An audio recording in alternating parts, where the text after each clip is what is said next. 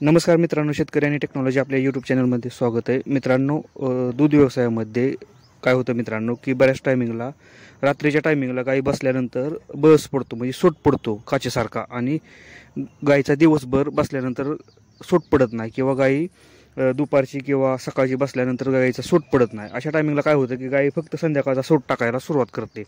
मग मित्रांनो, असं वाटतं की आपल्याला गाय आपली हिटवर आहे की काय आहे की नाही. बऱ्याचशा गायी मुकामाच करतात आणि त्या गायी समजत नाही त्या की आपल्याला हिटवर आहेत की नाही. आणि त्या गायी काय करतात की संध्याकाळच्या टायमिंगला सूट टाकतात. मग अशा टायमिंगला आपण डॉक्टरांना बोलवलं, डॉक्टर काय करतात की डॉक्टर इंजेक्शन भरतात आणि आपण 3 महिन्यानंतर गाय चेक केली की गाय आपल्याला खाली निघते.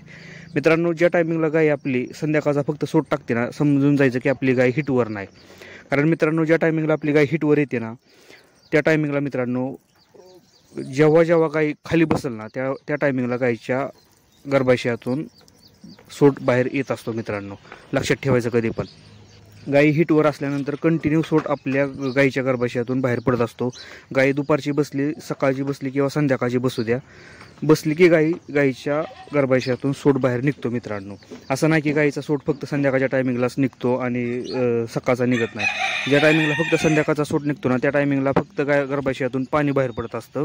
बाकीचं काही सुद्धा नसतं. गाई नॉर्मल असते, गाई हिटवर वगैरे नसते. मित्रांनो, अशा टायमिंगला आपण गायला इंजेक्शन वगैरे काही भरायचं नाही, कारण गाय खाली राहते मित्रांनो.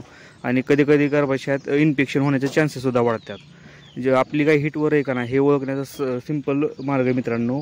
ज्या टायमिंगला आपली गाय खाली बसेल ना, त्या टायमिंगला गर्भाशयातून सूट पडतो. मित्रांनो, लक्षात ठेवायचा. मग ते सकाळ दुपार संध्याकाळ कधी पण कंटिन्यू सूट पडत राहतो.